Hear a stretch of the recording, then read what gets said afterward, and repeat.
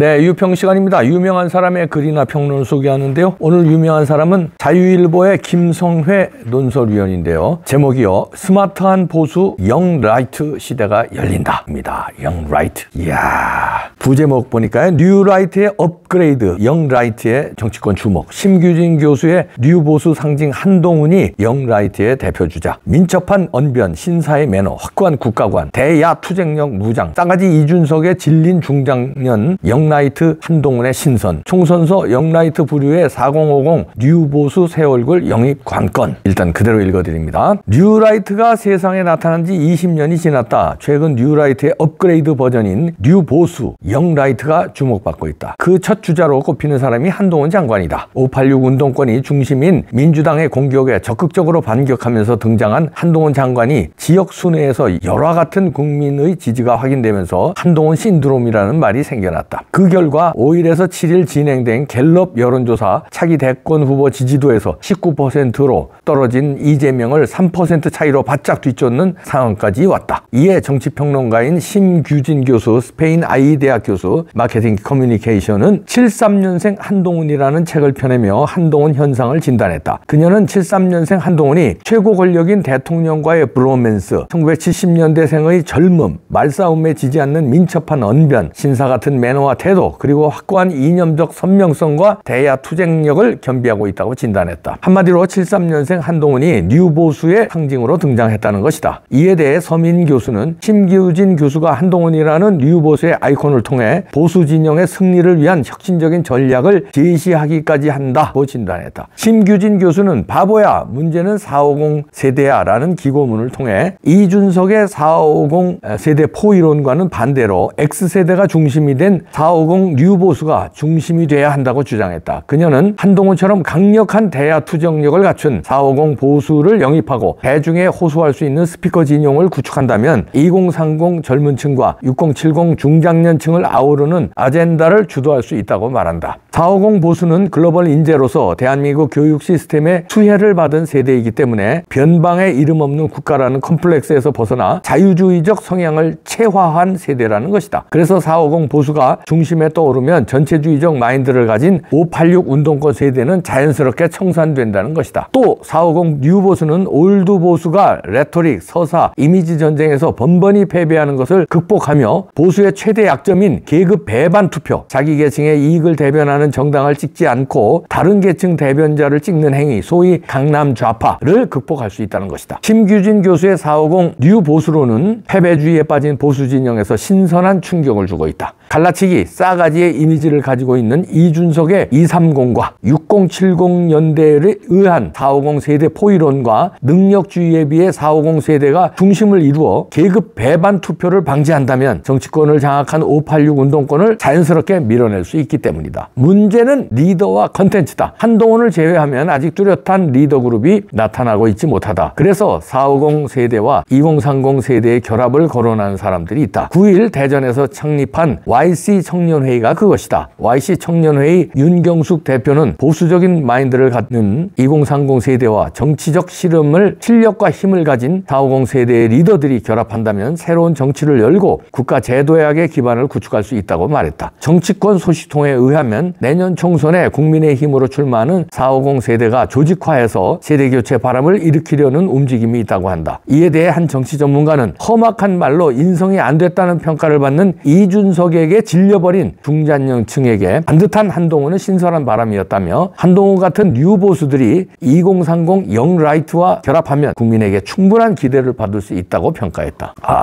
이런 반론인데요. 심규진 교수의 뉴보수 영라이트 시대 진단 옳은 것 같은데요. 영원한 그 패러다임은 없죠. 패권, 국제정치에서도 패권국이 영원하지 않거든요. 과거에 해가 지지 않는 나라 영국도 해가 졌고요. 스페인, 그 막강한 스페인 무적함대도 그렇고 모든 길은 로마로 통한다는 그 강력한 그리스한 로마도 그랬고 지금은 이제 미국의 패권인데요. 미국의 패권이 그래도 상당 기간 오래 가는데 언젠가는 미국의 패권도 질 것입니다.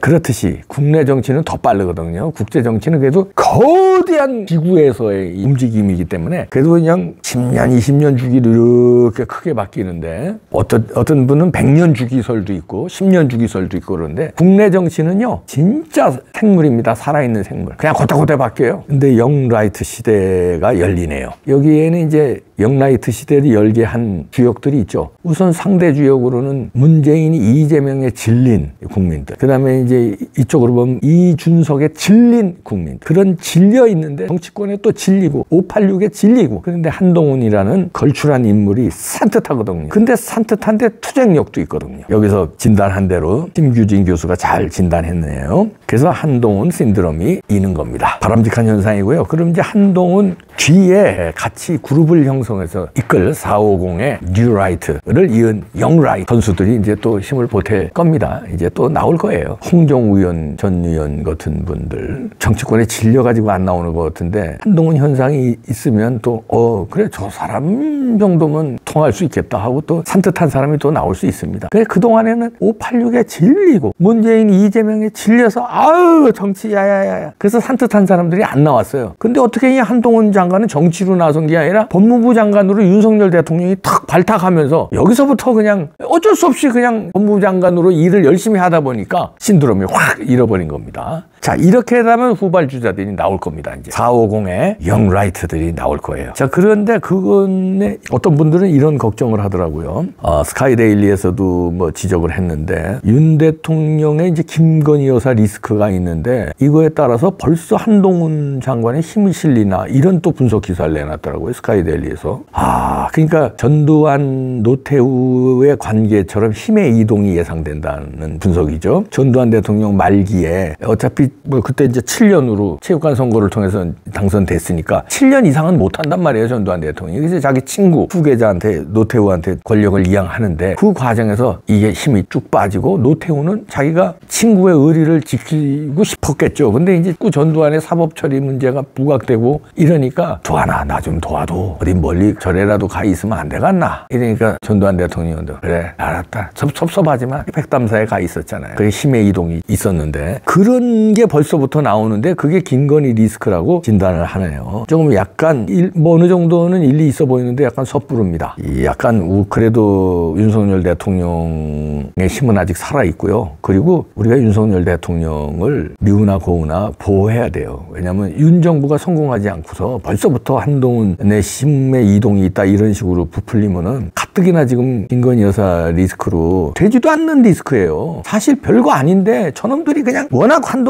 윤석열 대통령의 약점이 없으니까 그냥 약점 고리를 김건희 여사에다 두고 그냥 집중 공격을 하는 거 아닙니까? 몰카 작전도 펼치고 별 작전을 다 펼치잖아요. 녹음 작전에. 그런데 여기서 우리가 방어를 해줘야 돼요. 지금은 방어를 해줘야지 벌써부터 이렇게 힘의 이동이 시작됐다 이런 분석은 조금 위험합니다. 그 분석은 뭐 그런 대로 일리는 있어 보여요. 그렇지만 그래도 우리는 윤석열 정부를 지금까지는 응원해야 됩니다. 그리고 이제 한동훈 장관이 이제 총선 승리로 이끌고 아직도 한동훈 장관이 할 일이 많아요. 일단 지금은 떴는데 이제 업적을 내놔야 됩니다. 부정선거를 막는 업적이라든지 아니면 수사하는 업적이라든지 아니면 사형수 집행을 안 하고 있잖아요. 사형수를 의미 있는 집행을 한두 명이라도 한다든지 뭐 이런 큰 뭐 업적을 남겨놔야 돼요. 이제 말싸움에서는 이겼지. 민주당을 이제 꼼짝 못하게 한 거. 그런데 업적이 뚜렷할 이제 뭐 몇 가지는 있어요. 큰 거. 이재명 아직 감옥에 안 보냈잖아요. 문재인 수사도 시작 안 해. 그런 것서부터 부정선거 아직까지 불안하잖아요. 그 다음에 뭐 자기가 사형 시설은 점검을 했고 명령을 해놨는데 뭐 집행을 안 했잖아요. 그러니까 이런 거가 뭐든 업적이 나와야 됩니다. 그리고 총선을 어떤 형태로든 승리로 이끌고 그러고 난 다음에 윤석열 정부 임기 한 4년 정도 됐을 때 그때부터 이제 한동훈 장관으로 슬슬 이제 바톤 타치식으로 슬슬 가면은 바람직하지 않나. 지금은 이제 법무부 장관으로서 그 다음에 총선에 나가면은 이제 완오브 정치인, 여당의 완오브 정치인으로서 정리를 한동훈 장관이 잘할 거예요. 한동훈 장관 굉장히 스마트합니다. 머리가 좋기 때문에 벌써부터 자기가 이제 그 힘이 몰리는 거를 뭐 즐긴다든지 이렇게 절대로 할 사람이 아니에요. 그러면은 골치 아프다는 걸 자기도 알거든요. 머리가 좋기 때문에. 준석이는 머리가 나빠서 그렇게 들이대했던 거고 기억력 좋은 거하고 거하고요, 머리 좋은 거하고는 별개입니다. 수학 공식 외워가지고 달달 푸는 거하고 머리 좋은 거하고는 달라요. 뭐 진짜 머리 좋은 거는 창의력, 통찰력, 분석력이에요. 준석이는 머리가 나빠, 그 분야에서. 수학 공식 외워서 과학고등학교 가고 뭐 이런 거는 꼭 공식 외우고 그런 거 문제 풀이로 오는 거. 근데 앞을 이렇게 내다보야 되지. 지금 사안 몇 가지 사안을 놓고 이렇게 분석을 해서 통찰을 한다든지 이런 데는, 그 다음에 이해력 이런 거 아니 머리가 나빠. 근데 한동훈 장관은 머리가 좋거든요. 그래서 그런 우울을 미리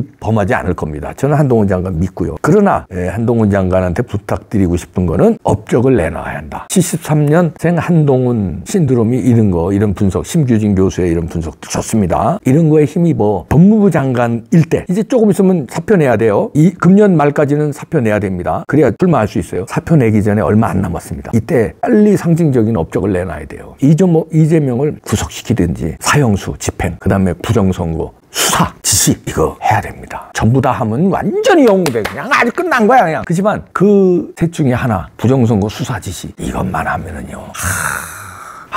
그리고 이재명 잡아놓고 그러고서는 총선에 가보십시오. 아유, 가는 데마다 구름관중이고 총선 승리 이끌어요. 그리고 장제원이가 지금 불출마 선언했잖아요. 부산 바닥은 장제원이가 확 휩쓸고, 거기서 이제 조금 더 나와서 부울경까지 그냥 장제원이가 확 휩쓸고, 한동훈 장관이 제가 말한 그런 업적 중에서 상징적인 거 한두 가지 딱 한 다음에, 그 다음에 수도권, 서울, 경기 이쪽 수도권, 강원까지 확 몰아치고, 이야. 그리고 또 충청도에 또 이렇게 하면 충청도는 또 되는데 밀거든요. 그럼 압승해요. 그런 한동훈 장관, 영 라이트.